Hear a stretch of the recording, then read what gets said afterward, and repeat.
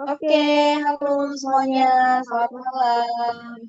Bertemu lagi di kelas psikodrama online ya pada malam hari ini. Banyak juga nih anggota-anggota yang baru yang ikut pada tema kita hari ini, yaitu grieving dan psikodrama. Boleh mungkin nih di sini sambil di komen-komen, kira-kira siapa yang pernah mengalami grieving atau berduka? Boleh bilang saya atau boleh siapa mungkin tunjuk. Soalnya kayaknya hampir semua ya, Mbak Hana, orang rata-rata pernah mengalami duka gitu. Dan oh ya, saya juga mau memperkenalkan narasumber kita pada malam hari ini. Ada Mbak Hana. Halo Mbak Hana. Halo, Mbak Cerin. Selamat malam Ya, semuanya. jadi Mbak Hana ini eh, seorang konselor sekaligus ini ya praktisi bars gitu yang hari ini akan memberikan materi pada malam hari ini. Ya, mungkin aku sambil translate ya Mbak. Gimana? Aku sambil translate ya. Ya, boleh. Oke, sebentar. Udah muncul? Belum, masih loading ya, udah muncul. Oke, udah ya. Ya, mungkin itu teman-teman boleh ya di psikodrama online ini, di kelas ini kita interaktif aja. Kalau misalnya ada yang mau tanya, boleh langsung tanya. Ada yang mau komen, boleh langsung komen. Nanti pasti bakal ditanggapin sama Mbak Hana. Seperti itu. Oke, Mbak Hana sudah siap? Oke, ya siap. Oke, kalau gitu saya persembahkan layar ini pada Mbak Hana. Silakan Mbak Hana.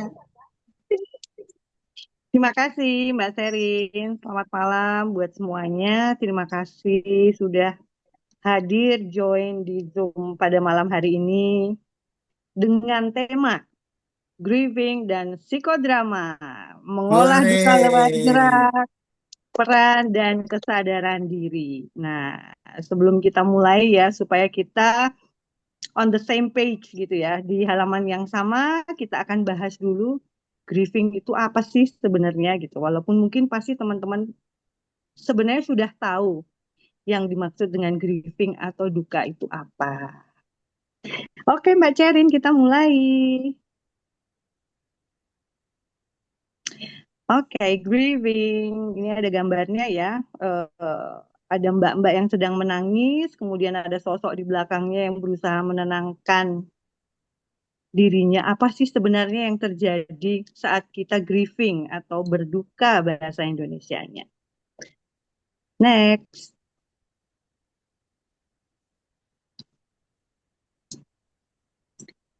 Ya, grieving ini artinya dalam berduka itu ternyata ada reaksi emosional, kognitif, fisik, sosial, dan spiritual terhadap kehilangan. Nah, kehilangan ini ya, rekan-rekan sekalian, bukan hanya soal kematian.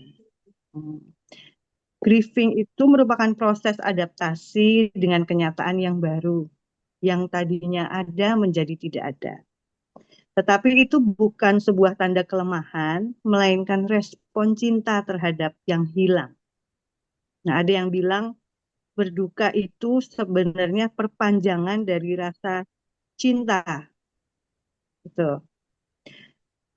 Grieving juga merupakan duka yang tidak diproses, kemudian menumpuk menjadi ketegangan psikologis dan tubuh. Body keep the score. Gini ya. Saya sharing sedikit ya, karena saya praktisi access bars. Saya paham betul ketika emosi menumpuk, itu kita pendam kemudian menjadi psikosomatis atau menjadi sakit fisik. Ini banyak sekali terjadi. Jadi pada malam hari ini mari kita mungkin bisa sharing-sharing bagaimana sih kita berdamai atau bersahabat dengan duka ini. Itu ya rekan-rekan. Next, Mbak Cerin. Oke, kehilangan adalah kondisi ketika seseorang berpisah dengan sesuatu yang sebelumnya ada atau dimiliki, baik sebagian maupun keseluruhan, yang dapat berupa orang terkasih, pekerjaan, kesehatan, harta benda, atau peran dalam hidup, dan menimbulkan respon emosional kompleks, seperti sedih, marah, penolakan, yang merupakan bagian alami dari pengalaman hidup. Yang pertama, ada kehilangan nyata. Biasanya diidentikan dengan kematian, putus hubungan, dan kehilangan pekerjaan. Itu hanya beberapa contoh ya. Yang kedua, kehilangan secara simbolik. Hilangnya harapan, impian, identitas diri, atau peran. Nah, next-nya ambiguous loss. Seseorang itu masih ada, tapi sudah tidak hadir secara emosional. Nah, dan yang keempat ini yang susah banget disebutin ya, disenfranchised grief. Wow, katanya keren, tetapi sebenarnya artinya sungguh sangat tidak keren sekali. Yaitu duka yang tidak mendapat pengakuan sosial, misalnya hubungan rahasia, keguguran, persahabatan yang retak, kehilangan hewan, peliharaan. Contohnya, nah sampai di sini teman-teman mungkin ada yang mau bertanya atau menambahkan insight atau mungkin mau sharing sedang berada dalam tahapan apa saat ini. Monggo kalau ada yang mau bertanya atau sharing. Mbak Putri mungkin ada yang mau Ah, ditanyakan? mungkin salah satu yang lagi terjadi yang keempat ya. Oke. Eh, yang tadi Mbak sebutkan persahabatan yang retak. Cuman Mhm. eh, pada akhirnya memang kadang makanya saya sedang belajar tentang letting go.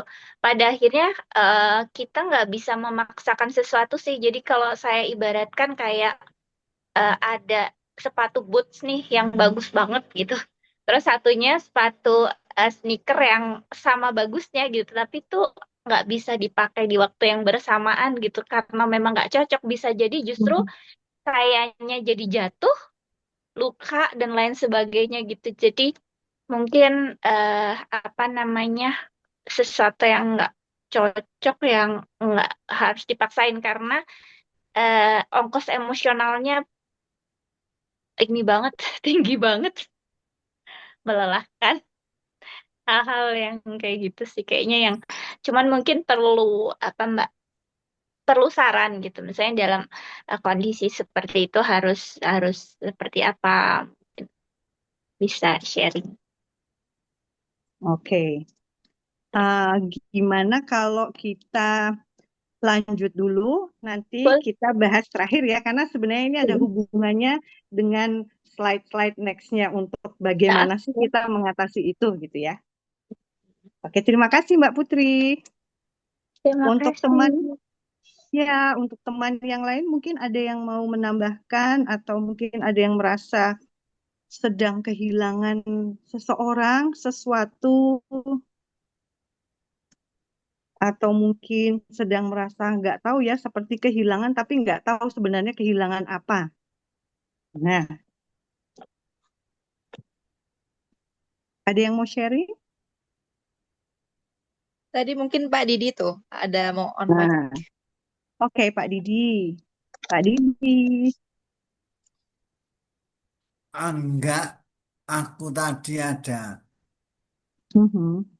saudara ngajak ngomong, Miko aku tutup. Lanjut. Oke. Kalau belum ada, kita lanjutkan dulu Mbak Cerin.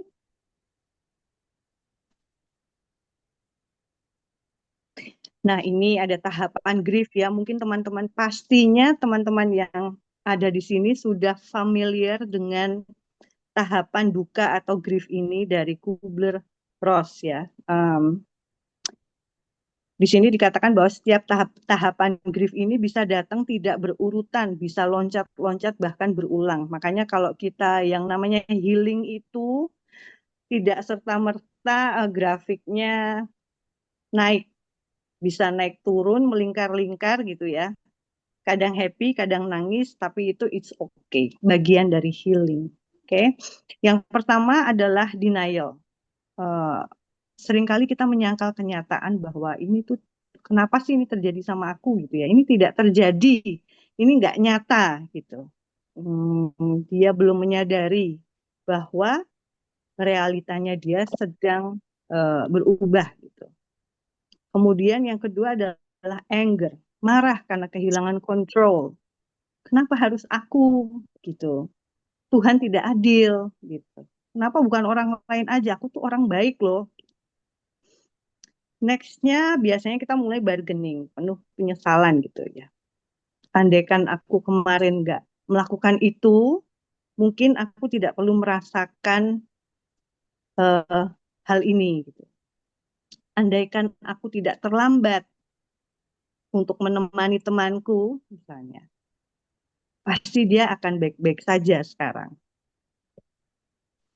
Tahapan selanjutnya masuk pada depression, rasa hampa, sedih, menarik diri. Nah, ini seringkali kita tidak menyadari bahwa kita masuk dalam tahapan itu. Bisa jadi rasanya seperti mager gitu ya, goler-goler di kasur, tidak ingin ngapa-ngapain gitu ya. Hanya scrolling HP, tapi sebenarnya tidak tahu apa yang dicari di layar HP itu, mencari apa. Gitu. Kemudian malas makan, malas mandi, malas interaksi dengan orang sekitar, malas keluar kamar.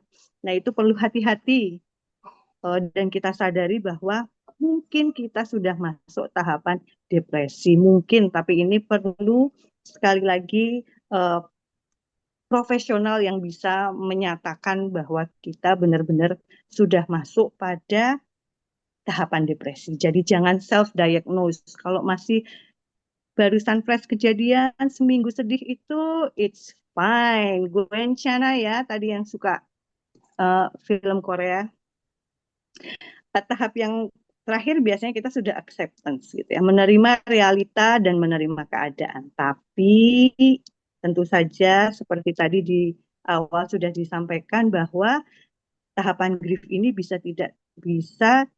tidak berurutan, bisa loncat-loncat, bahkan berulang. Jadi saat ini mungkin bisa menerima realita dan menerima keadaan, next-nya ada trigger yang muncul, balik lagi bisa denial, atau balik lagi anger-nya muncul gitu. Tapi it's okay, selama kita menyadari bahwa kita memang sedang berduka lah. Nanti yang penting adalah kita berkesadaran, kenapa sih aku masih berduka?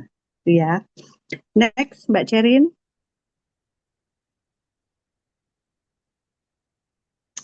Beberapa penyebab duka tidak sembuh. Gitu. Antara lain dilarang mengekspresikan emosi sejak kecil. Kalau nangis, diem nggak? Gitu ya. Jadi kita nggak boleh nangis tuh. Terutama yang cowok-cowok, biasanya cowok harus kuat, nggak boleh nangis. Nah, stigma sosial harus kuat. Tidak nyaman menjadi rentan, takut kehilangan kontrol. Tidak ada ruang aman untuk bercerita tanpa dihakimi. Oke, pesannya di sini adalah duka itu ingin didengar, bukan diselesaikan secara tergesa-gesa. Nah, next-nya Mbak Cerin.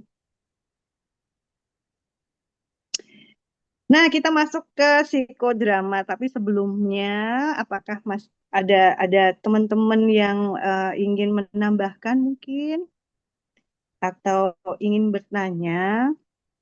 Kalau untuk Mbak Putri tadi ya, sarannya memang untuk berduka itu kita kan tidak boleh tergesa-gesa untuk pulih ya. Pasti maunya tuh yondang rampung urusannya gitu ya. Pingin segera istilahnya move on. Tapi move on tuh yang kayak mana tuh gitu. Karena kita mencintai hal yang sudah tidak ada lagi itu sebenarnya istilah yang tepat bukan move on ya, tapi berdamai dengan itu. Apa yang kita tadinya punya menjadi nggak punya itu it's okay. Karena istilahnya kita sudah dipinjamkan sesuatu yang tadinya kita miliki. Ketika itu diambil lagi, semua hal itu ada expire date-nya. Ya relasi, ya benda, itu semuanya ada expire date-nya. Jadi perlu dalam relasi terhadap apapun, kita menggunakan kesadaran. Justru yang kita aware itu di awal saat kita ketemu dan mulai mencintai seseorang, mencintai sesuatu. Nah, attachment itu yang membuat kita cintanya jadi ugal-ugalan. Sehingga kalau nggak ada, nah gitu ya. But it's okay, itu adalah manusiawi. Jadi kita tidak diajak untuk melupakan seseorang, melainkan kita mencukupkan ikatan gitu ya.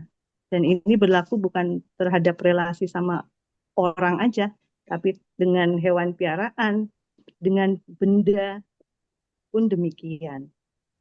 Gitu kira-kira Mbak Putri. Ada masuk nggak?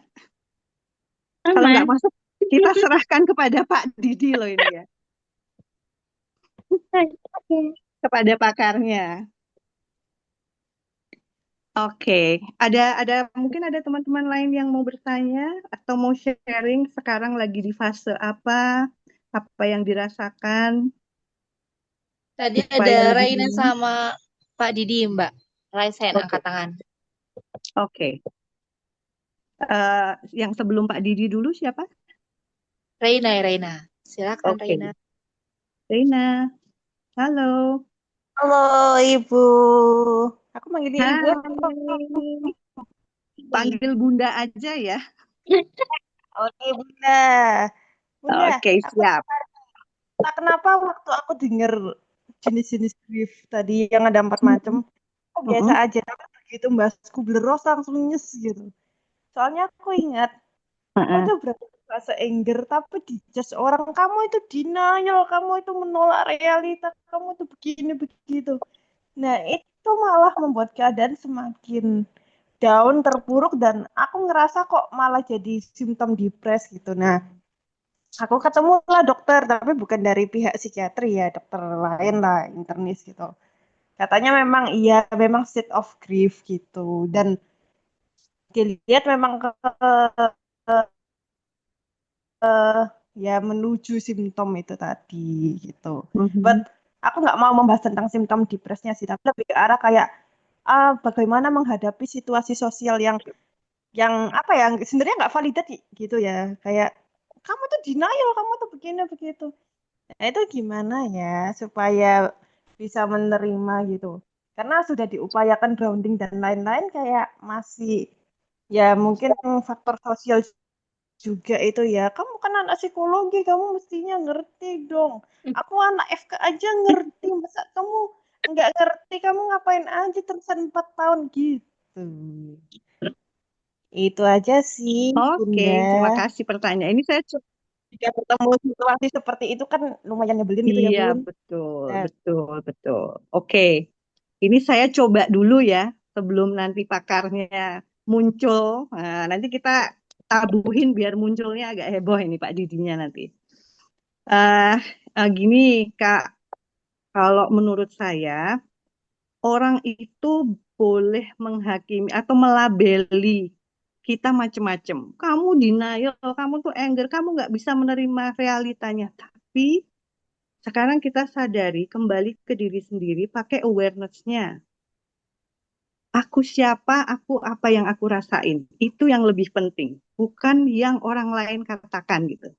Jadi eh, kalau saya selalu mengatakan bahwa don't buy anyone's story. Jangan pernah membeli cerita orang lain tentang diri kita. Karena apa? Yang tahu diri kita adalah kita sendiri. Jadi sangat penting untuk menggunakan awareness. Selalu gunakan awareness. Kalau misalnya Mbak saat ini merasa oke, aku anger, cari tahu itu. Tidak perlu ngikutin kata orang begini, gini, gini, gini. Terhadap profesional pun ya, mau dokter, mau psikolog, psikiater, selalu kita pada saat menghadapi juga pakai awareness. Karena apa? Tubuh kita tuh sangat cerdas. Kita pakai intuisinya kita, karena seringkali ketika kita sakit, itu kita yang lebih tahu loh. Misalnya aku butuh di ronsen dok, dokternya bilang nggak usah untuk inimu tuh nggak perlu itu. Tapi ternyata setelah ngotot minta di ronsen, dalah ketemu.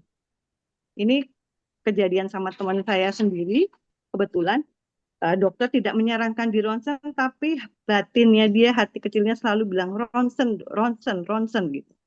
Sehingga dia meminta untuk itu. Setelah di ronsen ketahuan bahwa di empedunya ada batunya dan memang harus dioperasi. Bayangkan ketika dia tidak menuruti instingnya, awareness-nya gitu. Jangan sampai kita masuk ke tahapan tadi. Andaikan aku kemarin mengikuti, tentu aku masih bisa selamat, gitu ya. Jadi kita selalu pakai awareness-nya aja, Mbak. Belajar pelan-pelan untuk itu supaya kita tidak mudah percaya omongan orang lain gitu. Kamu gini. Kalau saya dulu percaya omongan orang yang mereka bilang, Mbak Hana tuh nggak pinter ngomong misalnya, Mbak Hana tuh gini, nggak gini. Lah aku pasti sudah masuk ke rumah keong saja dan tidak berkembang. Tapi saya yakin punya uh, potensi, misalnya saya yakin saya berhak untuk berkembang, maka saya mengikuti itu. Gitu sih, Mbak. Jadi buat saya selalu ikuti awareness-nya Mbak Saparina ya. Mm-mm. Iya, Mbak. Thank you ya. Iya, semoga bisa menjawab ya, Mbak. Oke, ada yang lain kah? Atau Didi? Aku nanya, Ya, apa bedanya dengan menyalahkan diri sendiri? berat ya pertanyaannya ya. Kalau menurut saya ya, ini kan kita boleh salah toh Pak Didi? Boleh. Boleh salah ya. Kalau menurut saya, penyesalan itu sudah didahului oleh kesadaran bahwa saya sudah melakukan suatu kesalahan lah gitu. Makanya saya menyesal dan ada keinginan untuk jika diberikan kesempatan atau di kehidupan selanjutnya, maksudnya di nextnya aku tidak akan mengulangi itu karena sudah pernah salah langkah dan menyesal gitu. Tapi berhenti di situ ya, tidak menyalahkan. Nah, kalau menyalahkan diri itu, walaupun yang dilakukan benar, tapi karena tidak sesuai dengan realita, kadang kita jadi kayak,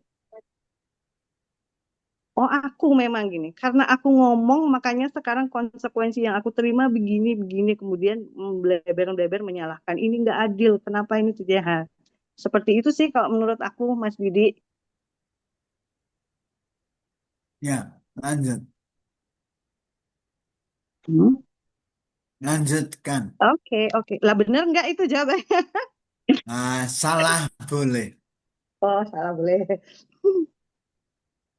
Oke, tadi psikodrama ya, kita masuk pada psikodrama. Psikodrama ini adalah metode terapi yang menggunakan permainan peran, gerak, suara, imajinasi, dan simbol untuk mengekspresikan emosi, mengakses ingatan tubuh dan batin, dan mengintegrasikan pengalaman emosional. Nah, katanya dalam sesi pada malam hari ini kita akan mulai bermain-main praktek mini psikodrama ya. Oke, kita akan dipandu oleh Mbak Cerin yang sudah jago memandu. Oke, ada alasan psikodrama efektif untuk grief. Mau Mbak Cerin yang menjelaskan? Boleh. Biar Oke, Mas terima dulu ya. kasih. Oke, jadi di sini ada alasan psikodrama. Kenapa sih efektif untuk ya tadi duka gitu? Ya mungkin salah satu testimoninya tadi dari Mbak Amirah ya. Jadi kita bisa mengekspresikan, mengeluarkan emosi-emosi yang mungkin selama ini tuh terpendam gitu. Karena mungkin biasanya kalau saya pribadi ya dipendam atau karena ya dilabeli harus kuat dan lain sebagainya gitu. Jadi dengan psikodrama tuh ada ruang aman yang khusus untuk kita mengeluarkan emosi yang terpendam.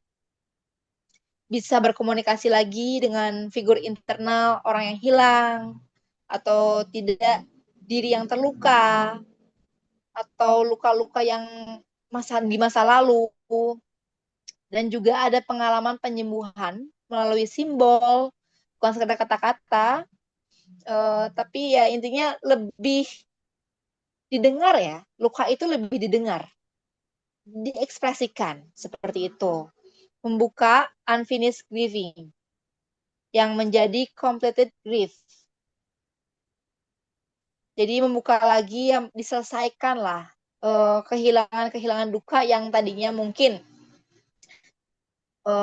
ya di repress, ya nggak apa-apa lah gitu ya.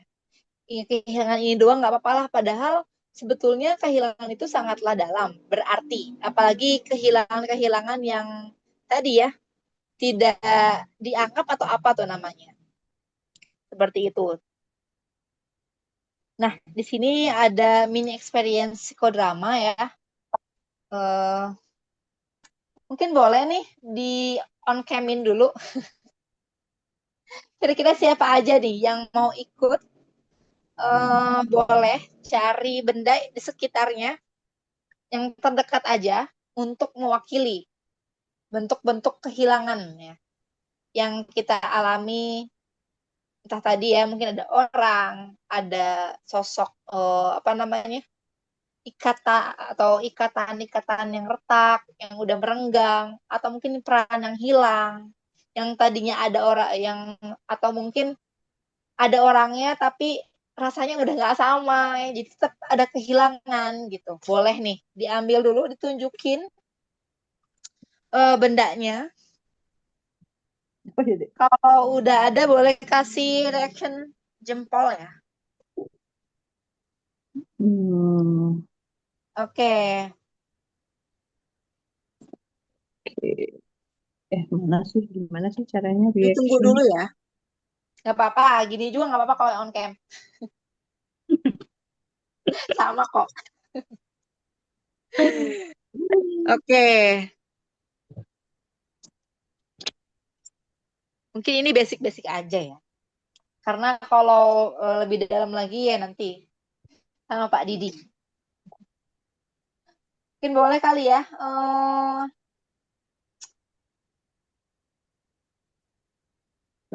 Sambil kita tanya Pak Didi. Pak, kira-kira boleh nggak pakai role model salah satunya buat mencontohkan sambil orang lain yang lainnya mengikuti? Tawarkan aja jadi Kenapa? protagonis. Oke, tawarkan jadi protagonis. Oke, di sini mungkin ada nggak yang bersedia nih jadi tokoh protagonisnya pada malam hari ini? Ada yang mau? Boleh langsung bilang saya. Aku. Aku deh Mbak Ceris. Oke, Bu Putri ya. Bu Putri Oke. udah ada ya? Nah, Oke. eh, boleh ambil benda terdekat. Tadi apa bendanya, Bu? ini kotak kartu. Oke. Boleh dipegang Kotak. bendanya. Mhm. Anggap bahwa kotak tersebut adalah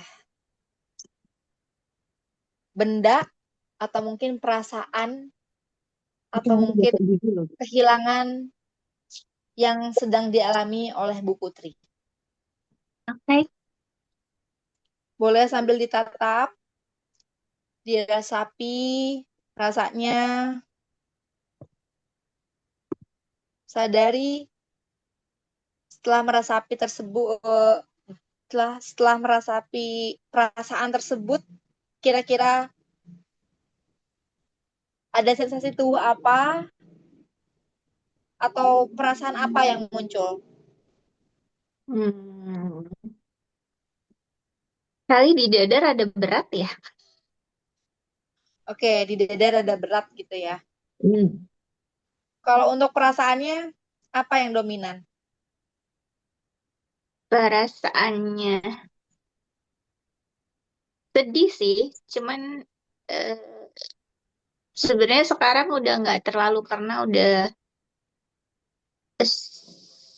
dialirin lah secara emosi sebenarnya. Cuman masih gitu, maksudnya masih masih kehilangan masih ada.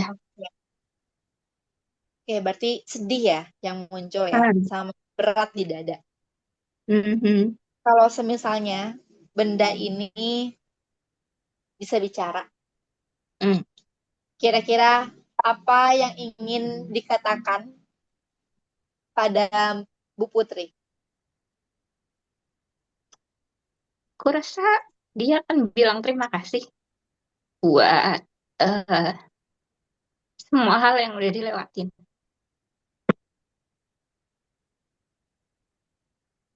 Selin, Iya, Pak. boleh aku lanjutkan ya? Boleh, Pak. Dengan senang Aku hati, ulang, silakan. aku ulang. Nggak apa-apa ya, Put, aku ulang. Tadi udah lama kan nggak buat aku nangis. Ya, ini, Ya ampun. ini, Very topik. You can Oke. do that.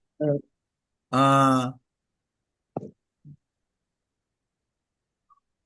jadikan dirimu kau menjadi kotak itu. Hmm. Lalu apa yang kau katakan sebagai kotak kepada Putri?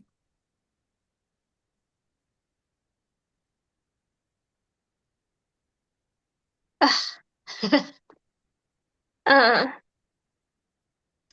Kamu kotak, katakanlah pada Putri. eh, Sebut namanya.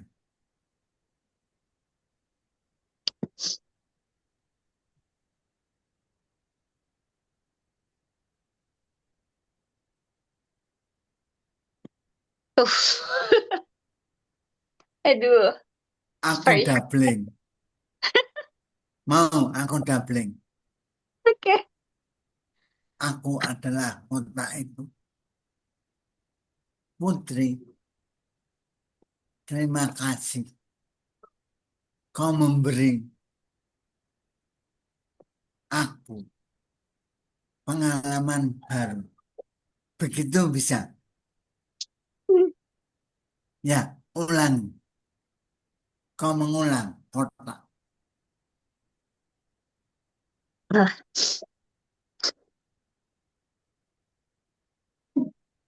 eh, makasih udah ngasih banyak hal sama aku. Eh, aku belajar banyak hal eh, dari selama perjalanan ini. Eh, dan eh, sama aku ataupun enggak, semoga eh, sama-sama happy ke depannya melalui waktu yang lebih baik, melalui hari yang lebih baik, eh, dan eh, bisa sama-sama bertumbuh dengan cara kita masing-masing. Oke, cukup. Tukar. Putri. Kotak. Kau menjadi putri lagi. Putri, Oke. apa yang kau katakan? Ingin Ah, kau sampaikan untuk menjawabnya. Ya, aku juga berterima kasih buat semuanya, eh, buat semua hal baik yang pernah dikasih ke aku. Eh, Maybe cukup sedih gitu dengan ini gitu karena ngerasa kehilangan, tapi eh, aku juga berterima kasih karena aku belajar banyak hal dan aku berharap kita sama-sama akan melewati hari yang baik ke depannya. Harus tetap happy, harus tetap jaga diri. Eh, Mungkin aku nggak bisa ngejagain ke depannya, tapi aku yakin Allah akan jaga kamu dengan baik. Gitu. Jadi aku tetap berharap yang terbaik juga. Berharap kamu bisa bahagia dengan hidupmu. Dan aku maafin diriku dan aku juga maafin kamu untuk semua hal yang mungkin sengaja atau tidak sengaja kita lakukan dan menyakiti satu sama lain. Itu. Terima kasih, Pak Adi. Kira-kira begitu. Sedikit ulangi ya. Hmm. Ini ada bacaan untuk menutup. Terima kasih sudah ada sejauh ini bersamaku. Kita berpisah. Aku mungkin belum selesai, tapi aku sedang belajar hadir. Terus kata harus diganti perlu. Iya, Coba kau ulang untuk penutup. Ulangi lagi. terima Penutupnya. kasih. Oke, terima kasih sudah hadir selama ini. Eh, aku mungkin belum selesai, tapi aku akan berusaha. Itu Pak Adi. Iya. Oke. Terima kasih, Putri. Terima Terima kasih, kasih Jarin. Aku balikin diri. semuanya. Oke, terima kasih. Boleh mungkin beri semangat dan tepuk tangannya kepada Putri dan Pak Adi ya. Terima kasih udah mau jadi tokoh protagonisnya pada malam hari ini. Mungkin eh, boleh nih Bu Putri sharing dulu mana perasaannya setelah melakukan mini experience psikodrama. Ya, mungkin aku udah beberapa kali melakukan ini, tapi seperti tadi memang belum belum selesai, belum benar-benar selesai dan benar juga kata Mbak Hana kalau kita nggak nggak perlu buru-buru gitu, nggak perlu memaksakan diri kita untuk menerima secepatnya gitu. Jadi ah, belajar lebih lembut sih sama diri sendiri untuk oh oke. Tapi apa namanya dengan kesadaran juga gitu terus belajar eh, apa namanya menerima realita maybe ya. Oke gitu aku berproses gitu kita semua belajar lah dan apa ya duka itu kan sesuatu yang kita maybe nggak bisa hindari gitu maksudnya hidup memang akan naik dan turun gitu cuman dari setiap perjalanannya akan selalu ada pelajaran dan buat kita jauh lebih kuat dari sebelum Nah, itu. boleh saran, Putri? Iya, Pak Adi. Kata kita coba Saya, ganti aku. saya. Coba kau ulangi. Oke.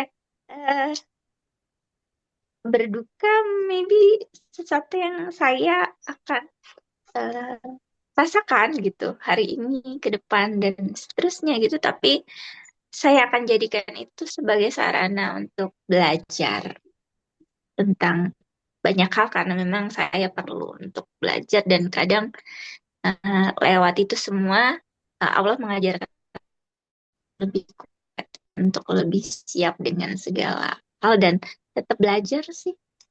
Gitu. Ya. Itu Terima Kak kasih Adi. Putri. Terima Makasih kasih. mau berbagi. Makasih. Ya, sama-sama. Terima kasih semuanya sudah meluangkan waktu untuk mendengarkan. Iya. Ya, Sherin. Ya, terima kasih untuk semuanya. Sekarang kita lanjut ya dengan ini sharing ya, sharing your insight.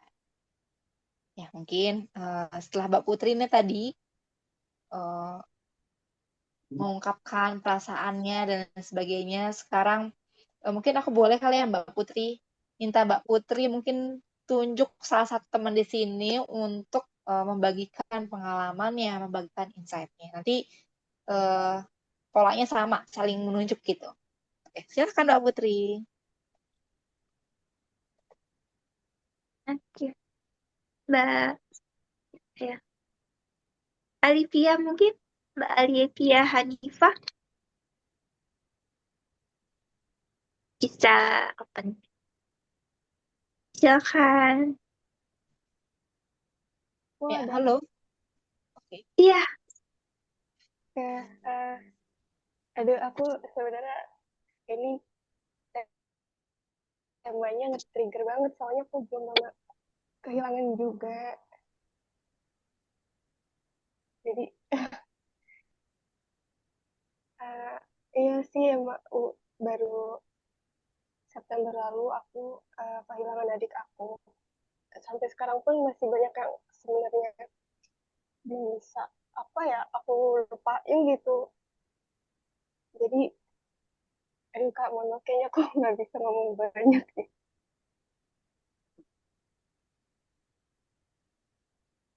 Oke. Terima kasih, Alivia. Iya, Makasih kesediaannya berbagi. iya. Terima kasih. Maaf ya. Ya, nggak apa-apa. Nggak harus dipaksakan. Yang penting, Alivia merasa ada duka dan merasa kita semua mau mendengarkan kalau Alivia ingin cerita. Makasih, makasih Alivia. Pak. Ya, silahkan, Sherin. Oke, mungkin untuk selanjutnya saya tunjuk aja kali ya. Di sini ada Kak Mita Diana. Halo, apa bisa on mic? Oke, bisa ya.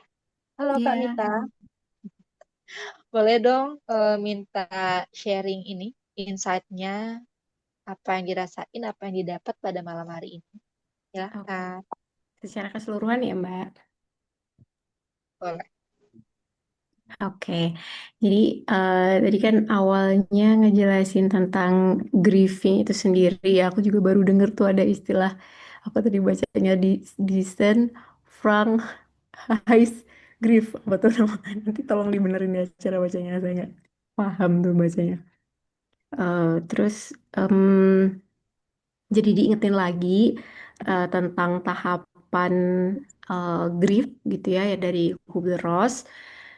Sama menarik juga ya latihan yang baru aja dicontohin. Sebelumnya aku udah pernah ikut sebenarnya eh, sesinya waktu di Jakarta yang psikodramanya. Terus hari ini aku kira bakal lebih banyak membahas tentang grievingnya karena saat ini aku sedang jadi salah satu relawan untuk online untuk bencana Sumatera. Jadi kayak ngerasa butuh banget pembahasan tentang grieving gitu. Tapi ternyata tadi ada satu experience yang dicobakan ya. Ya aku nggak tahu sih sebenarnya itu bisa diuji cobakan nggak ya kalau misalkan di konteks yang sekarang lagi aku hadepin gitu. Tapi mungkin aku bisa keep untuk suatu saat ya. Karena menarik juga nih pendekatan psikodramanya. Kira-kira itu dari aku. Terima kasih. Oke, terima kasih sudah mau berbagi Kak Mita. Mungkin Pak Didi bisa dibantu jawab kira-kira tadi praktik mini experience-nya boleh nggak diterapkan Ya, untuk volunteer? ya. Eh, mohon share screen-nya di-downkan dulu. Nah, untuk omong-omongnya biar enak. Mbak Mita, Iya, Pak. memang kita mengambil tema ini sebenarnya memang ada hubungannya dengan saudara-saudara kita di Sumatera. Hmm. Psikodrama ini lebih kepada setting kelompok, Hmm. terapi individual, namun settingnya kelompok. Hmm. Hmm. Namun untuk contoh hari Hmm. saya lebih mendalam itu setting individual. Hmm. Oke. Setting individual. Nah, itu dipahami satu hal.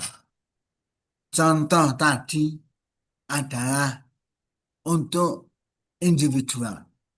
Hmm. Nah, untuk harapan Mbak Mita,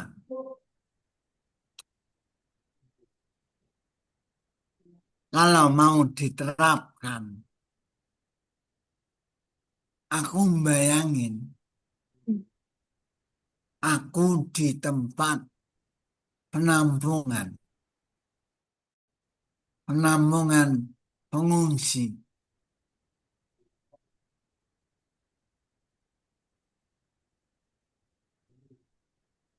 Itu peristiwanya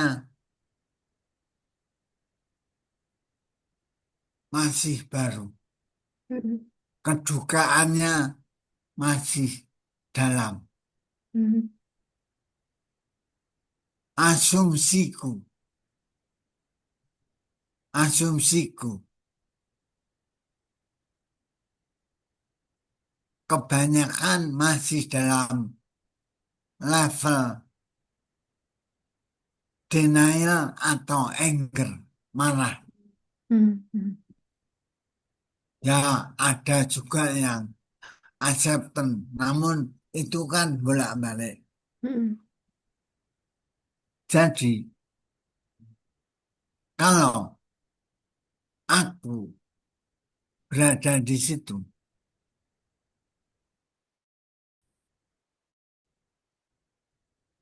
akan aku lihat dari ekspresi masing-masing individu. Hmm. Lalu dekati, ajak omong pribadi. Hmm. Nah, contoh tadi bisa diterapkan Hmm. pribadi, individual. Hmm. Hmm. Lalu ada juga cara psikodrama yang lain. Hmm. Di pengungsian ada juga anak-anak.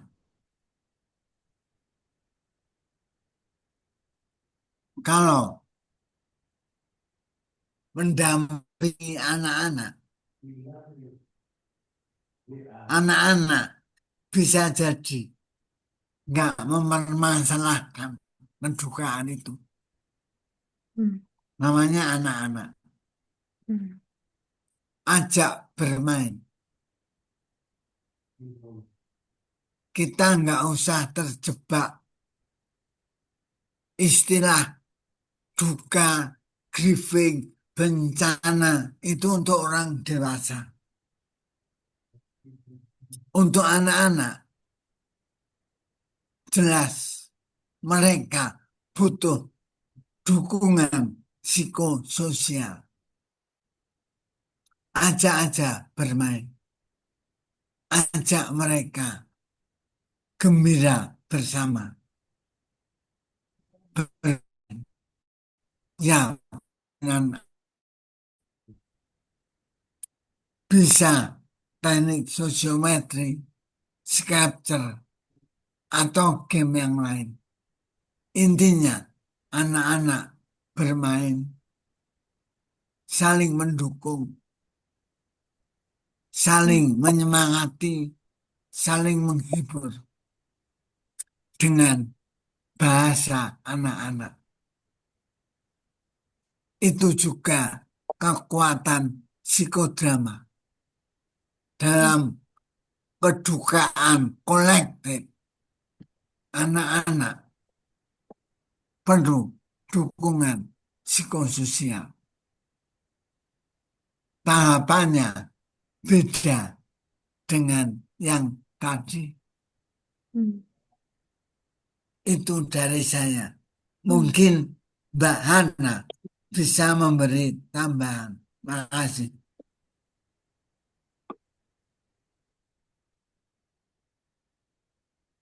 Halo. Aduh, kalau dari saya sih tadi pertanyaannya karena mau menggunakan psikodrama ini untuk di tempat itu ya, di tempat yang lagi kena bencana ya. Karena saya juga baru 2 kali ini join sesi dan baru pertama kali malam hari ini ikut merasakan mini psikodramanya, maka ya Pak Didi aja dulu deh, karena nggak karena nggak berani dan memang apa yang disampaikan Pak Didi itu benar ya. Ini kejadiannya masih sangat eh, dekat gitu, relate banget gitu. Jadi harus juga berhati-hati untuk memilih metode apa, tools apa yang bisa kita pakai. Karena tidak bisa disamaratakan ya satu orang dengan yang lainnya, juga yang usianya gitu. Dan kita juga harus memastikan bahwa sebagai praktisi itu juga hatinya sudah kuat duluan ya, supaya sampai sana benar-benar energi kita itu menguatkan, energi kita menyembuhkan, jadi eh, bisa empowering buat teman-teman, buat keluarga, buat siapapun yang sekarang memang sedang mengalami duka karena bencana ini gitu. Mohon beri sedikit wawasan untuk ekspresi atau tubuh atau fisik yang berbeda jika orang sedang berduka. Ciri-ciri fisiknya kan kelihatan. Oh, fisiknya aku ada di tempat pengungsian, melihat sambil jalan, melihat ekspresi gestur tubuh orang yang sedang berduka, itu kan kelihatan. Nah, Mbak Ana kan praktisi di fisik itu. Mohon sharing untuk beberapa ciri-ciri yang nampak sebagai bekal relawan yang mungkin ke pengungsian. Ya, Mbak Ana, silakan. Oke, coba ya nanti correct me if I'm wrong. Tapi sejauh ini kalau sebagai praktisi yang saya temui di lapangan, ketika klien itu sedang mengalami duka, pertama kali yang saya notice adalah matanya. Sorot matanya itu sebenarnya susah dijelaskan, tapi ketika kita melihat, kita tahu bahwa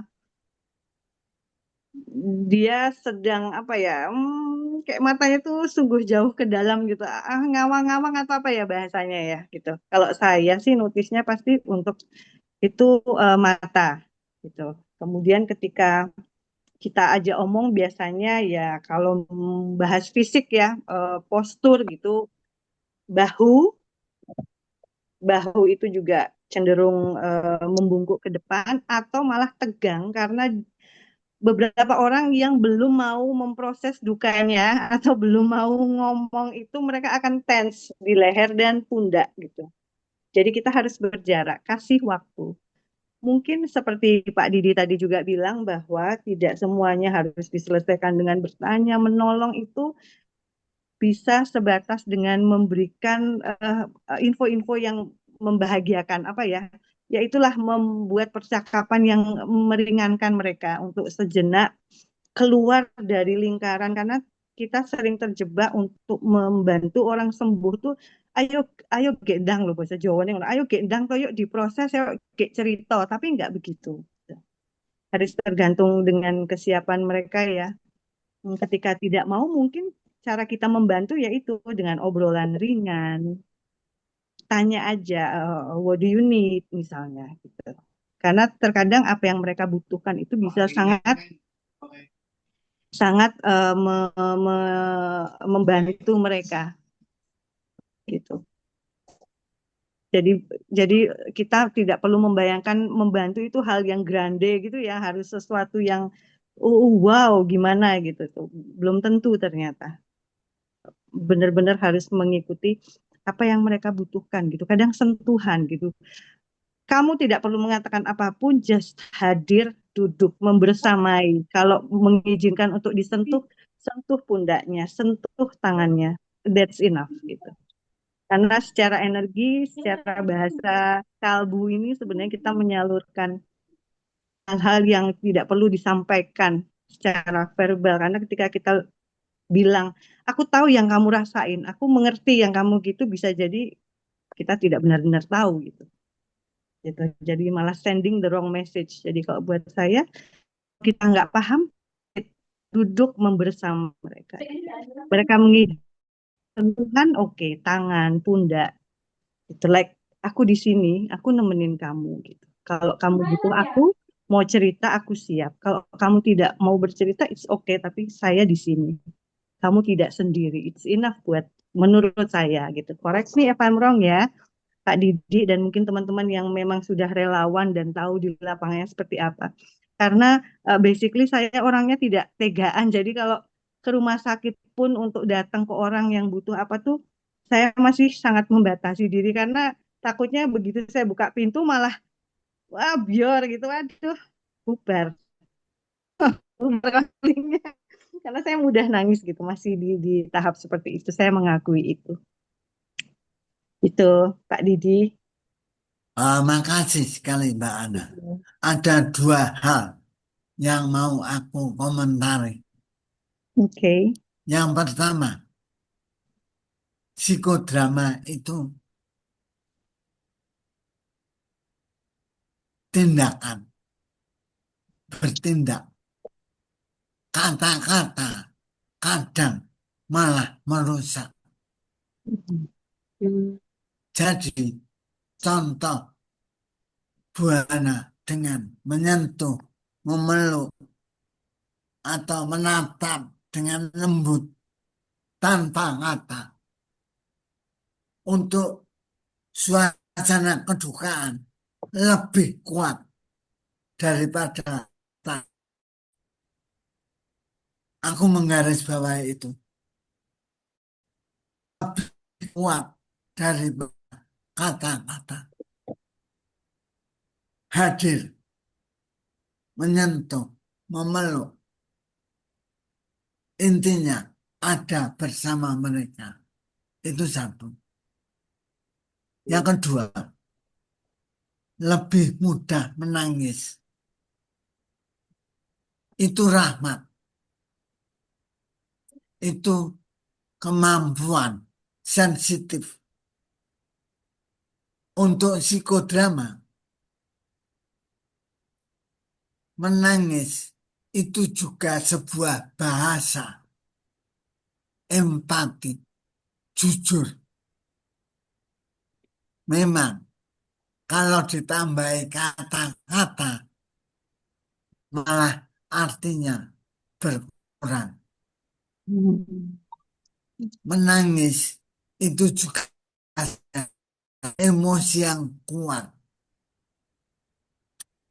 Di psikodrama, aku sering menggunakan istilah hanya rasa yang mampu menyentuh rasa.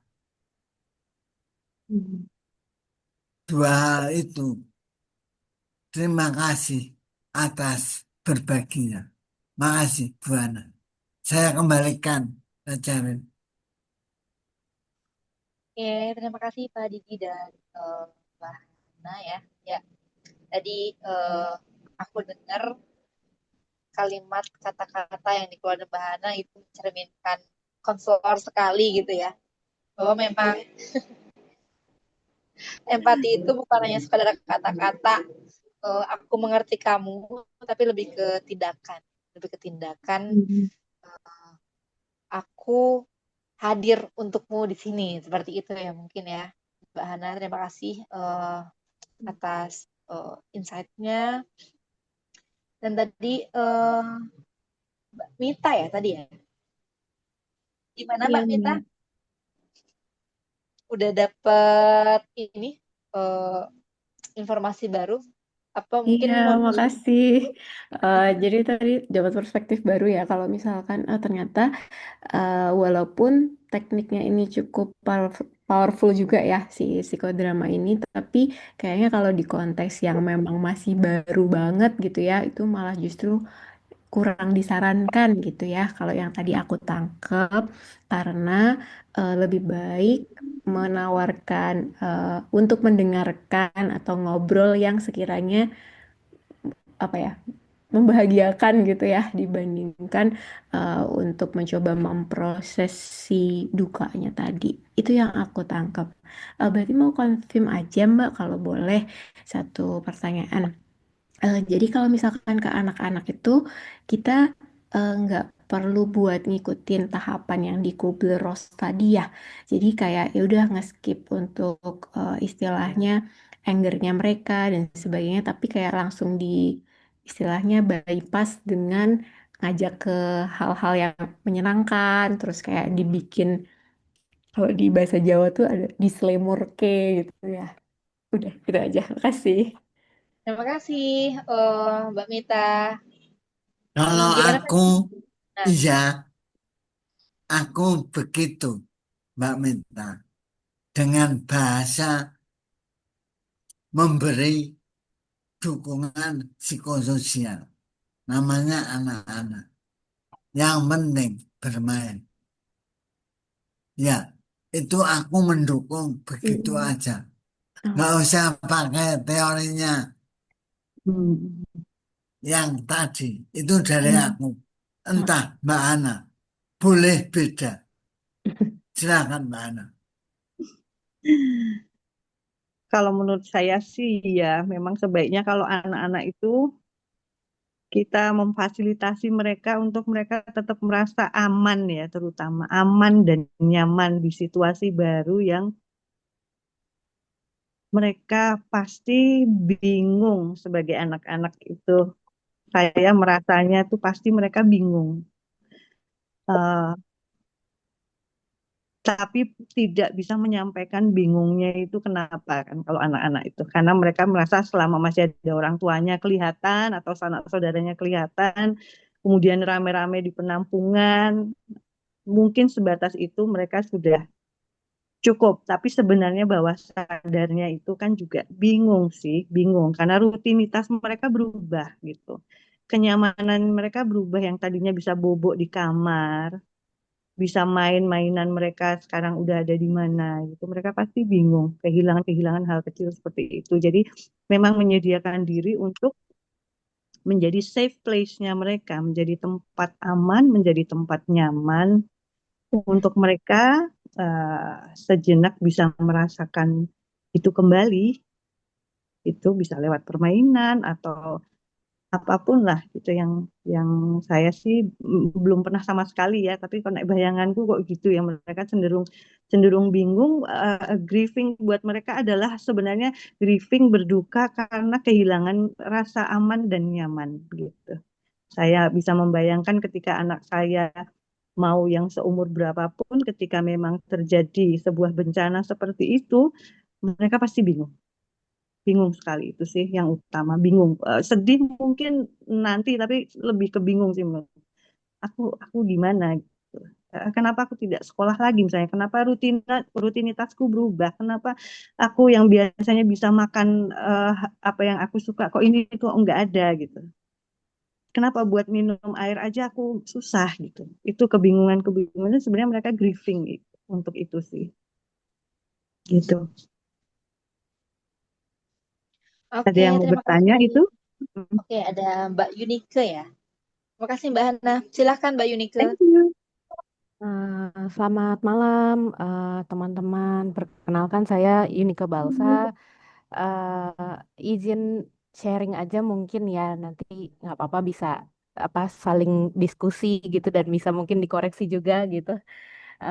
Mungkin kalau tadi kan kalau dibilang bypass kalau untuk anak-anak mungkin kurang tepat ya, tapi lebih ke arah kalau ke anak-anak lebih fokus ke resiliensinya gitu. Jadi kalau bermain pun mungkin bisa apa ya, masukin ini saya karena belum apa bukan praktisi psikodrama, tapi apa karena saya ada background play therapy juga gitu. Jadi biasanya sih kita masuk lewat cerita gitu. Jadi cerita mungkin bisa di dalam cerita itu ada kehilangan, tapi ada gimana proses apa bisa bangkitnya lagi. Nah, itu mungkin kalau di psikodrama mungkin bisa jadi dari cerita itu terus ajak anak-anak untuk peranin gitu. Mungkin ya saya nggak tahu juga apa maksudnya, apakah itu oke, apakah anak-anaknya siap gitu. Tapi mungkin kalau anak-anak mungkin dibawa ringan gitu ya. Jadi kayak cerita apa ya,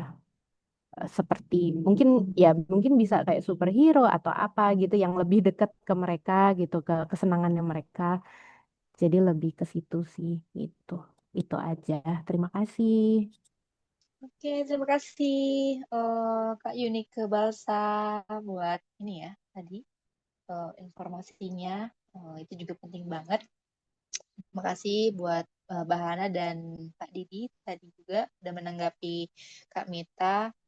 Mungkin aku juga sedikit merangkum ya, sedikit merangkum tadi. Jadi intinya yang teori Kubler-Ross itu bukan suatu terapi, tapi teori yang menjelaskan biasanya kalau orang sedang berduka, nah ada di tahap-tahap yang tadi, ada yang 5 tadi, dan tahapnya itu yang nggak selalu bertahap seperti tadi ya, denial, anger, eh, terus depression dan lain-lain gitu kan. Kadang ada maju mundur, kadang balik lagi dan lain sebagainya. Itu. Dan yang tadi proses healingnya kita di sini menggunakan tadi psikodrama. Dan psikodrama itu apa sih gitu? Apakah harus memerankan? Apakah harus acting? Ya, tadi seperti kata Pak Didi bilang, psikodrama adalah aksi, bukan sekadar kata-kata ya. Jadi dengan meluk, dengan menatap matanya dengan lembut, itu juga adalah psikodrama. Termasuk mengajak ngobrol, mengajak bermain anak-anak, itu juga adalah psikodrama. Gitu. Jadi arti psikodrama ini adalah aksi, menemani hadir dengan mungkin korban, itu juga adalah psikodrama. Gitu. Jadi itu mungkin kalau dari saya, jadi psikodrama itu luas, termasuk yang tadi ya, kata Kak Balsa ya tadi ya, kata Kak Balsa ya, diajak bermain dan sebagainya, sebagaimana anak-anak yang pada intinya diajak senang, seperti itu mungkin ya, biar nggak berat-berat. Mungkin itu Kak Mita. Oke. Halo, Kamita.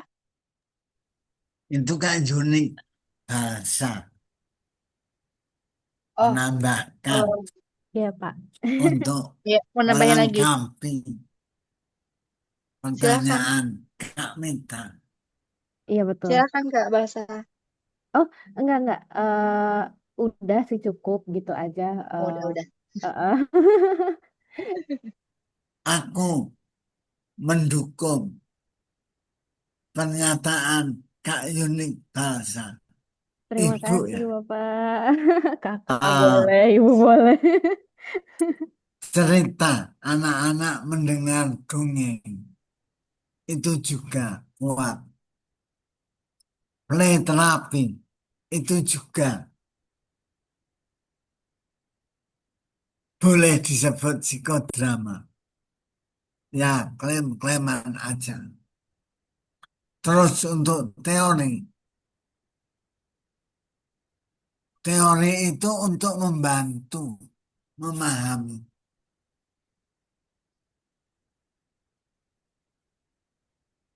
Asumsiku, anak-anak juga mengalami tahapan seperti itu. Asumsiku ya. Namun, anak-anak belum bisa diajak omong-omong konsep tentang itu. Anak-anak, aku ulang, anak-anak kalau mengalami kedukaan, dia juga mengalami tahapan itu yang tidak berurutan. Namun, anak-anak tidak paham konsep itu. Jadi, kalau kita ngajak anak-anak ngomong-ngomong dengan konsep itu, dia nggak paham. Mending anak-anak didongengin aja langsung atau ajak bermain. Intinya, anak-anak diberi dukungan psikososial dengan bermain, didongengin, diajak bermain peran, dongengnya didramakan, berlari, berteriak bersama teman-temannya. Itu dukungan psikososial untuk anak-anak. Makasih, Bu Balsa.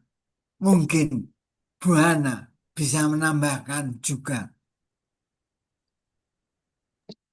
Hmm, kalau saya sih untuk menambahkan yang soal psikodrama dan lain-lain yang untuk korban bencana ya, sepertinya saya sepakat dengan Pak Didi, juga sepakat dengan hasil sharing dari teman-teman yang tadi sudah disampaikan. Gitu. Tapi kalau saya mau hanya untuk sebagai closing, saya akan lebih ngobrol soal tema kita yang membahas grieving tadi ya, sebagai penutup, karena ini jamnya juga sudah 20.50 ya. Bahannya Oke. boleh, Hah? maaf, motong. Boleh nggak satu hal mungkin nanti Boleh, bisa jadi penutup juga ya. boleh, Eh, boleh. Iya, masing-masing orang kan pasti pernah melalui duka gitu. Cuman mungkin ada yang proses untuk berdamainya waktunya cepat, ada yang eh, lebih lama dan lain sebagainya gitu ya. Terutama ketika ada trigger yang membuat apa namanya tahapan itu naik turun terus gitu. Nah, mungkin nanti sebagai penutup juga mungkin bisa ditambahkan tipsnya nih gitu. Kalau misalnya kita lagi berduka gitu, apa sih yang harus kita lakukan supaya mungkin eh, tahapannya atau waktunya misalnya tidak terlalu lama dan lain sebagainya, walaupun kita nggak bisa memaksakan itu ya, tapi minimal ada tips-tips mungkin untuk teman-teman di sini ketika mengalami duka, eh, apa sih gitu yang harus dilakukan, misalnya gitu. Terima Oke, kasih.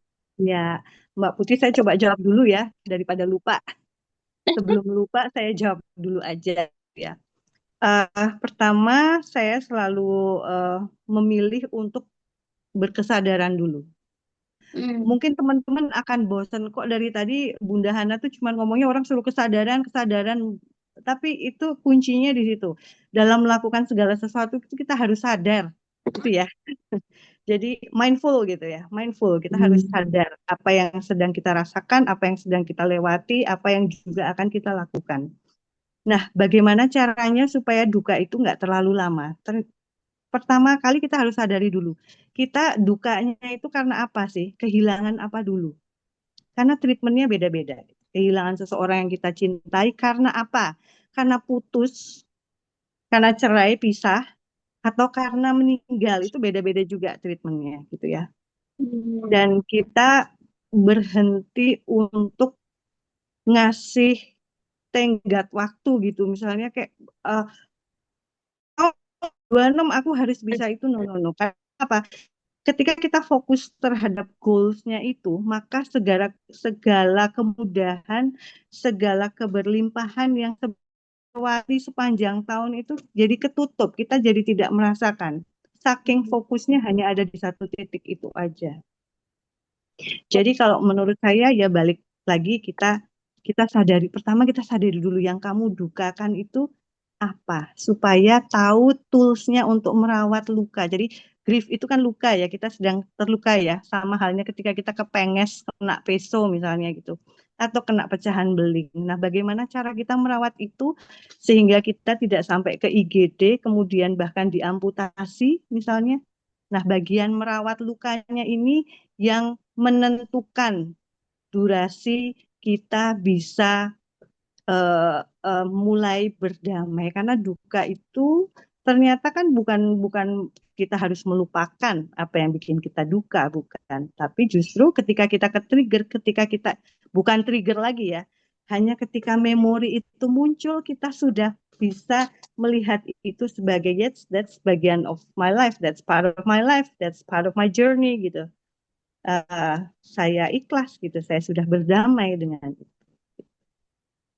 Nah, itu bagian merawat lukanya itu yang perlu kita sadari dulu. Aku kena apa? Perlakuannya kena pisau, kena beling, itu beda perlakuannya. Gitu ya. Merawat luka ini penting. Itu supaya lukanya tidak menganga. Tapi kalau bekas lukanya, mungkin kita sudah kasih aloe vera, kita sudah pakai salep dari Korea, dari Jepang, kok masih tahu ya dengkulnya bonyok di situ. Ya pasti memori itu tidak bisa hilang. Semakin kita mencintai, semakin dalam memori kita. Nah, semakin kita attachment dengan itu.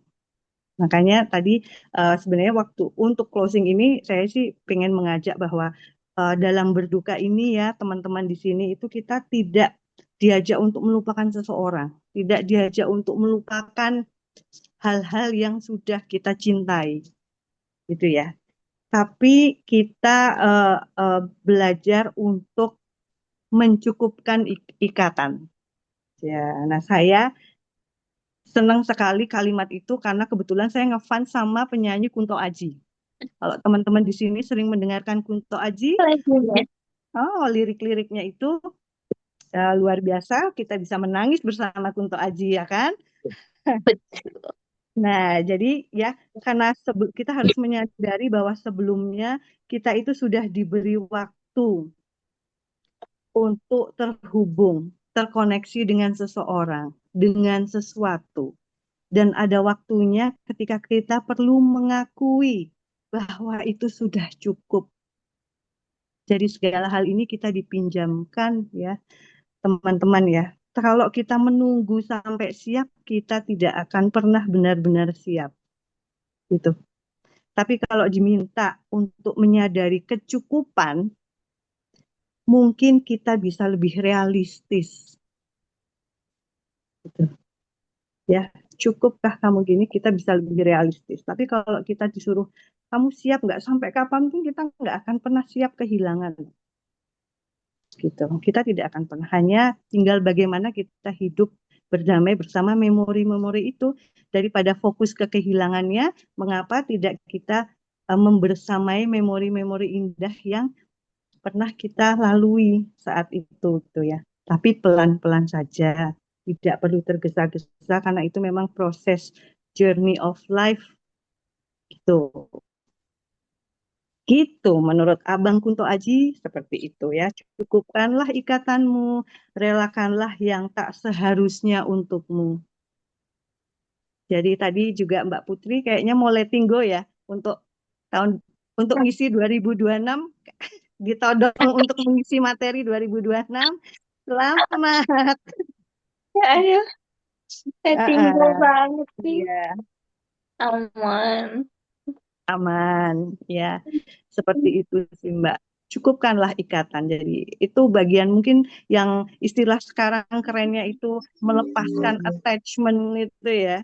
Attachment itu kita longgarkan jika belum bisa dilepaskan. Longgarkan saja, longgarkan saja. Apa yang memang milik kita, apa yang memang jodoh kita, pasti akan bertahan, pasti akan stay. Walaupun tetap ada masa expired date-nya. Everything has expired date-nya, bukan cuma kemasan makanan ya, teman-teman. So it's okay. That's life. Gitu. Iya, Sekian. terima kasih Mbak Hana Ya. atas ini ya statement closing-nya. Thank you. Aku nambahin dikit. Boleh Pak, silakan. Tolong tampilkan tahapannya tadi. Oke, Tahapan grieving. yang tahapan grieving. Ini ya, ini Pak. Ya.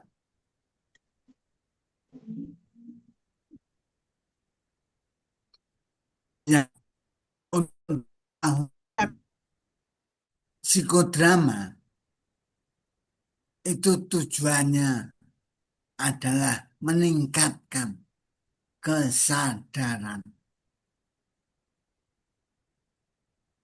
Tujuan akhirnya psikodrama adalah kesadaran. Nah, untuk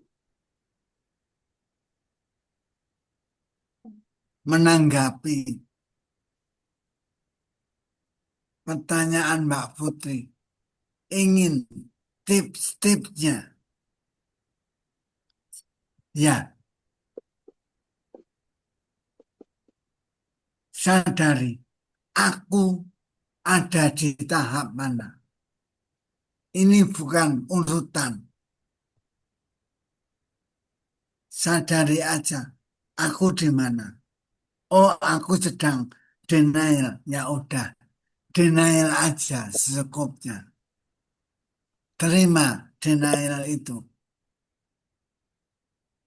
Lalu dalami, kok aku denial ngopo toh? Itu udah langkah bagus. Begitu juga kalau oh aku sedang marah, oh aku sedang bergening. Itu nanti ada teknik-tekniknya. Intinya sadari dulu aku di level mana. Oh aku di level mau acceptance. Oh ya, ada teknik-tekniknya.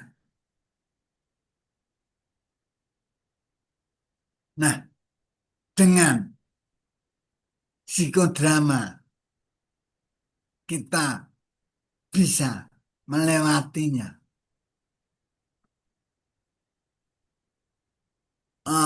Ini dugaanku ya, dari apa yang dikatakan Mbak Putri sebagai protagonis. Bisa jadi aku salah. Tadi udah ada terima kasih. Berarti udah logikanya itu sudah acceptance. Logikanya tinggal melatih emosinya untuk acceptance. Caranya ya berterima kasih. Eh, memori emosinya diisi yang indah, diisi yang berguna, diisi yang positif. Memori emosi bersama dia. Emosi-emosi yang negatif abaikan. Isi memori emosi dengan yang indah-indah. Ini kalau di tahap acceptance. Kalau di tahap lain, ya tekniknya lain. Hanya mungkin itu bisa menjadi pemicu untuk Putri eksplorasi lagi. Intinya, coba sadari aku di tahap mana saat ini. Itu nanti ada teknik sendiri. Aku percaya. Setuju Pak Putri, Adi. Putri tahu Iya. kalau di tahap mana tekniknya apa. Putri udah banyak tahu teknik. Oke. Aku mendukung aja. Makasih Putri. Kembali Makasih ke Pak challenge. Adi. Makasih. Setuju sama Pak Adi sih. Ah, mengisi memori yang baik, mengingat hal-hal itu jauh lebih melegakan ya gitu. Jadi eh, rasa marahnya hilang itu jauh lebih menyenangkan, lebih lepas lah. Hmm. Makasih Pak Adi. Ya, sama-sama. Itu istilahnya memori emosi. Mm-mm. Lebih lega sih rasanya dengan apa namanya merasakan hal-hal baiknya, mengingat hal-hal baiknya, mengisi memori dengan hal-hal baiknya itu lebih melegakan gitu. Ya, Mm-mm. ya, semoga berguna. Makasih, Putri. Makasih semuanya. Oke, terima kasih buat semuanya ya, Putri, Pak Adi, dan semua teman-teman yang udah berbagi ya insight-nya. Mungkin aku mau sekaligus mengingatkan untuk para Risti agar segera mengisi absensi yang udah di-share di kolom chat. Dan untuk teman-teman yang apabila ada ini ya, merangkum, menulis, atau mungkin mau share insight-nya, boleh di-share juga di media sosialnya. Jangan lupa tag kami ini Instagramnya ya. Jangan lupa tag acara malam ini. Bagikan insight kalian di media sosial agar rasa apa ya pencerahan agar pencerahan-pencerahan yang bisa didapat pada malam hari ini bisa tersebar lebih luas seperti itu. Gitu mungkin ya. Terima kasih banyak sudah. Janin, Iya aku Pak. minta kesediaan 3 orang Mhm. untuk berbagi apa hal baru didapatkan Oke. dalam acara ini. apa Boleh, hal boleh. baru? Iya. Ya, mau ditunjuk atau bagaimana, Pak? Ya, pertama, aku minta Mbak Hana, Oke, silakan Mbak Hana. pengalaman baru apa yang didapat hari ini? Tentunya pengalaman barunya tadi bisa menyaksikan mini psikodrama ya. Bagaimana tools ini, psikodrama ini bisa membantu untuk eh,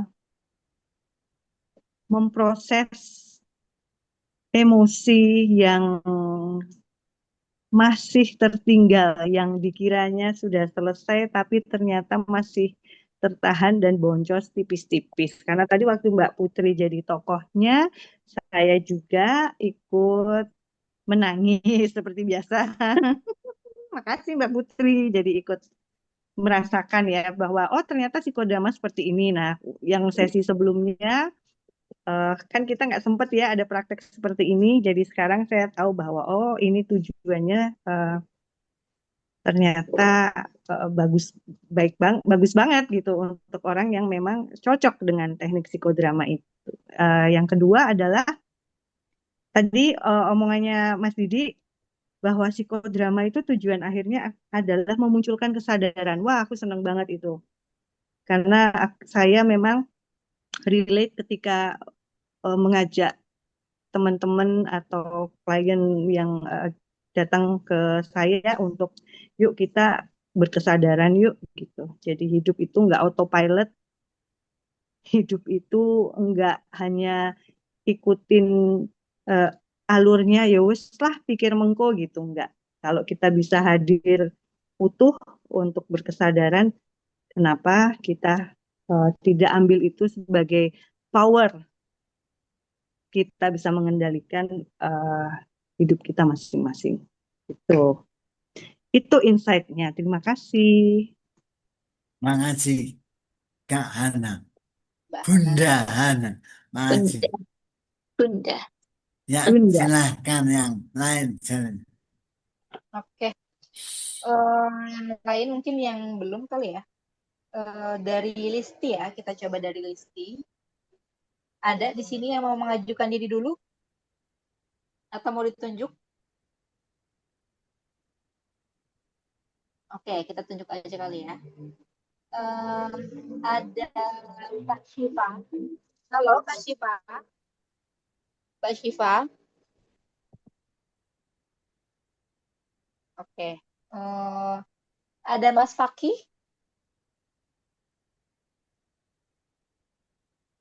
Oke, belum ada juga. Terakhir nih Listi mungkin Kak Teresa. Halo, Oke, halo Kak Teresa. halo. Ya, boleh dong Kak share insight-nya yang didapat nih pada malam hari ini. Silahkan. Insight yang ku dapat, proses duka tuh ternyata banyak fasenya ya. Tadi tuh aku tuh pengen tahu gitu sebenarnya, gimana sih kalau misalnya kita tuh di fase yang gak bisa nerima, tapi apa ya, masih di fase itu terus gitu. Gimana sih bisa beralih ke fase yang kita tuh bisa nerima gitu. Tadi tuh juga ada mini praktik, di mana kita tuh bisa ngobrol dengan benda yang kita ibaratkan sebagai apa ya, i- sebagai pemberian gitu dari seseorang yang kita benar-benar merasa kehilangan gitu. Jadi kita tuh bisa bisa ngobrol kembali dengan orang tersebut gitu, dan bisa apa ya, memberikan kelegaan juga gitu untuk mengeluarkan semua yang ada di hati. Oke, terima Ah, kasih ini Kak Teresa. ini penting, Kak Teresa. Jangan dicoba sendiri. Kenapa, Pak? Ini teknik role reverse, tukar peran, itu butuh jam terbang. Untuk Teresia, belum psikolog, belum ada latihan, sebaiknya tidak mencoba teknik ini dulu. Ya, Pak. Kalau untuk terapi, namun kalau untuk main-main boleh bersama teman, untuk main-main aja boleh. Namun kalau untuk terapi jangan dulu. Ya, Pak. Bisa bedakan ya. Ini teknik tidak mudah. Namun kalau untuk main-main boleh. Psikodrama salah boleh untuk bermain. Namun untuk terapi mohon hati-hati. Makasih.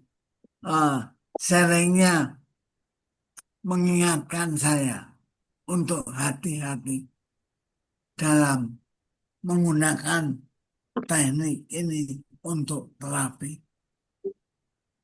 Ya, Pak. Ya, Kasih. ya, makasih. Kembali Oke. ke Carin. Oke, terima kasih Pak Didi dan Kak Teresa ya. Jadi mungkin saya bantu ulas aja sedikit ya. Tadi kalau misalkan masih denial atau di tahap yang belum acceptance, perlu kayak gimana?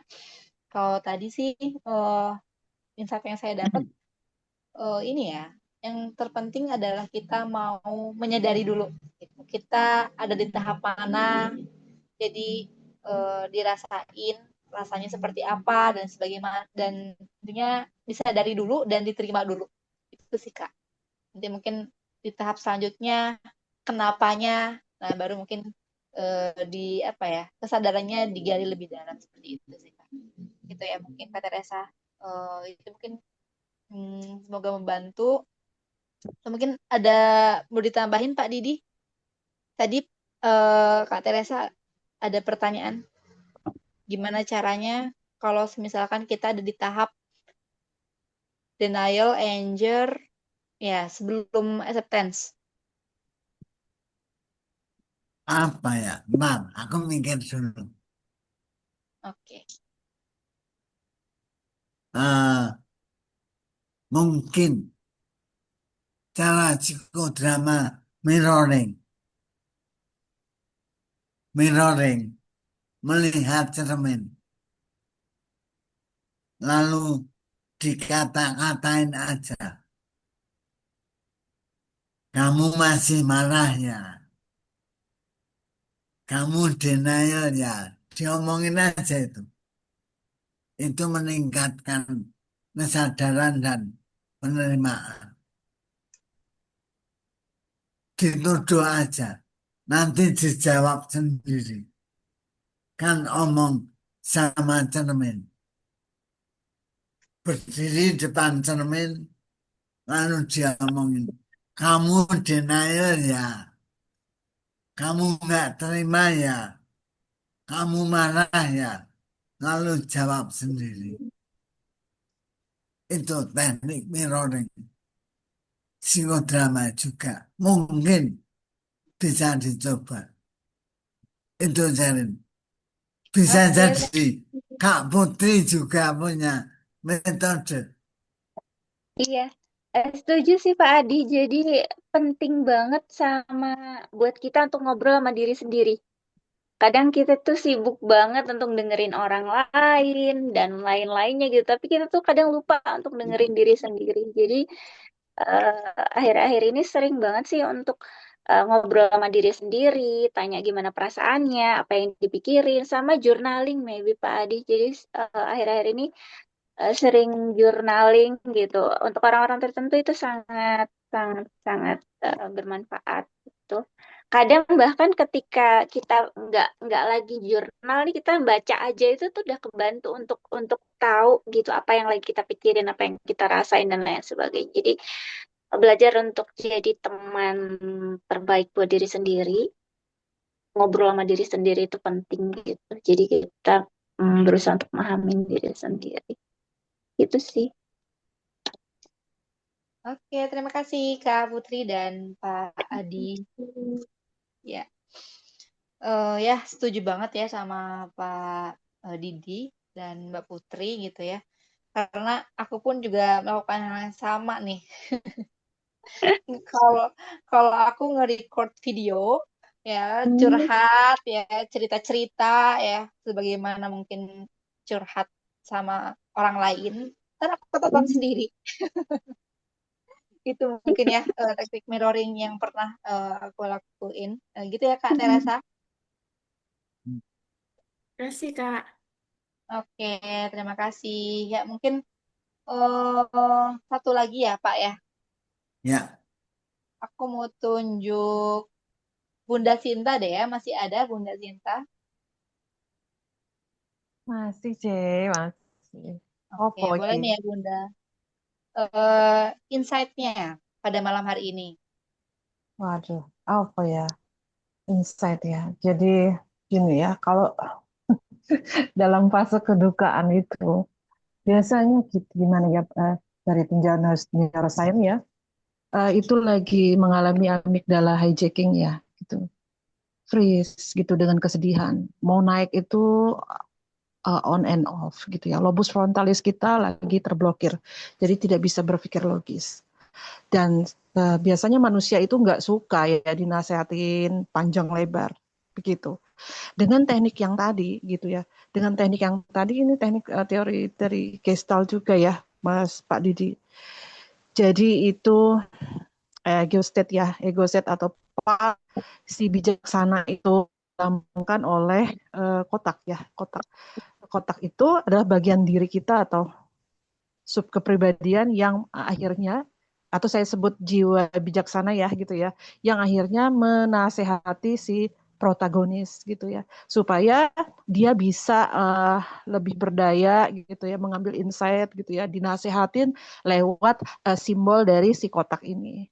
Seperti itu, dan itu biasanya lebih masuk dan lebih meningkatkan kesadaran begitu. Dan terjadi itu role reversal ya, terjadi tukar-tukar dialog gitu antara si kotak selesai, kemudian Mbak Putri juga ngomong gitu ya, terjadi tiktokan itu. Seperti itu.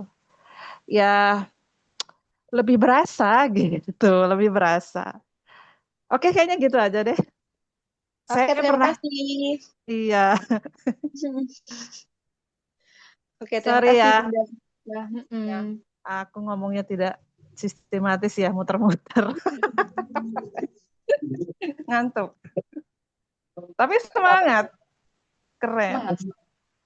Terima kasih banget ya Pak Didik ya ilmunya malam ini. Aduh, jelbeb banget. Saya selalu mengikuti. Oh ya sebentar, Mbak Putri ada di grup Action Exploration kah? Ada, iya. Oh ada ya, alhamdulillah. Oke.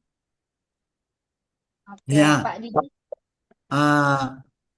Bulan depan judulnya apa? Let it go. Boleh. Sosiometri atau Sosial. Ya, logogram, let it go spektogram. ya. Hmm. Psikodrama dan let it go. Atau let it go dengan psikodrama. Nah, Oke. Ya, ya. gitu ya, Ya. Put. Iya Pak Haji, boleh. Hari Jumat. Tanggal berapa? Nanti aku kosongkan waktuku, gaya banget ya. Jumat minggu terakhir. Tanggal berapa Oke. itu? Jumat Jumat malam minggu terakhir. 30 ya. 30. Berapa? Aduh, 9 tuh. Nah, 30 ya, Cer. Aku lihat di kalenderku 30. dibuka lagi buka. Masih loading. Januari itu. 23 atau 30 pilihannya. 30 deh Mbak. Terserah. 30 ya. Oke, Boleh, 30. boleh. Oke. Ya, 30 jamnya sama aku bukanya jam 7 malam. Judulnya Let It Go dengan Dengan psikodrama. Ada lalat Oke, judulnya Putri. Nggak apa, aman Nanti aja. narasumber Mbak Putri, moderator Sherin, aku siap. ya gini-gini aku ikutnya. Mohon Eh, kerjasamanya, mohon bantuannya, Din. ya, materi bisa dicari dengan chat GPT. Aman, Pak Di. Aku nanti sharing pengalaman, sharing mungkin, sharing hasil chat GPT. Namun silakan diskusi dengan Mbak Putri, gimana baiknya. Iya. Kayak Mbak Hana malam ini. Eh, Putri, Hmm, iya, aku Bapak. minta kesediaannya untuk malam ini Hmm? yang menutup Mbak Hana.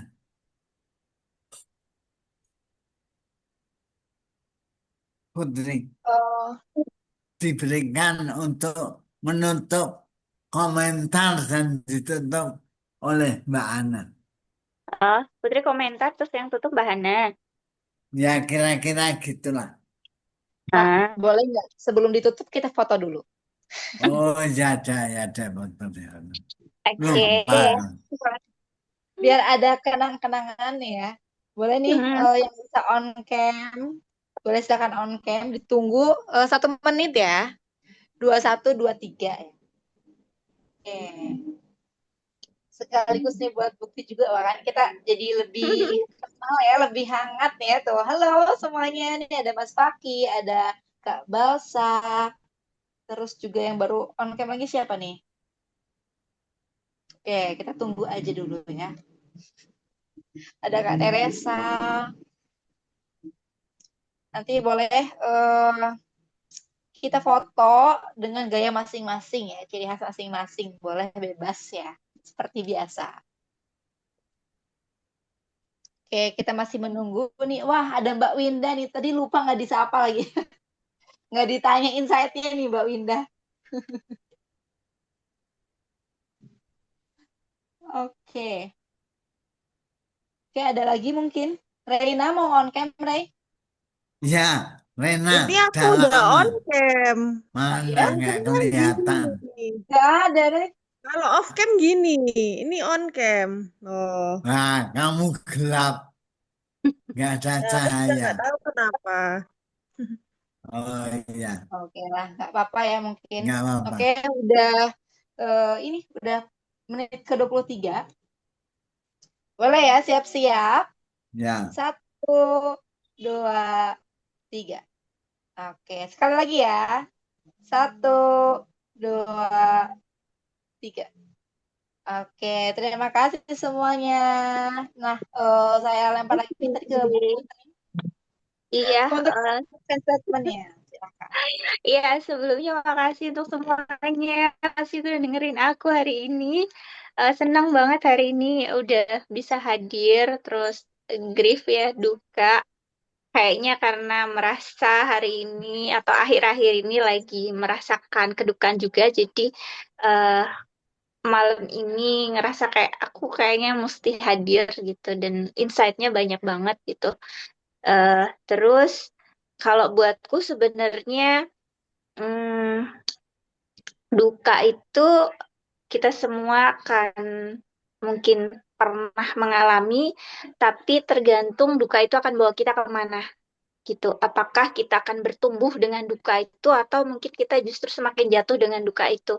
Dan saya memilih untuk bertumbuh gitu loh dengan duka itu. Jadi dari hal-hal yang menyakitkan sejauh ini saya selalu belajar. Jadi Pak Adi, biasanya kalau ada sesuatu yang terjadi yang kata orang atau kata rata-rata orang itu jelek, misalnya buat saya itu eh, ladang buat saya bertumbuh dan belajar. Jadi ketika saya merasa berduka atau saya merasa ada sesuatu yang tidak enak, justru saya belajar apa sih duka itu, bagaimana caranya untuk bertumbuh dengan itu dan lain sebagainya gitu. Jadi buat saya apapun yang terjadi, saya berusaha untuk mencari makna.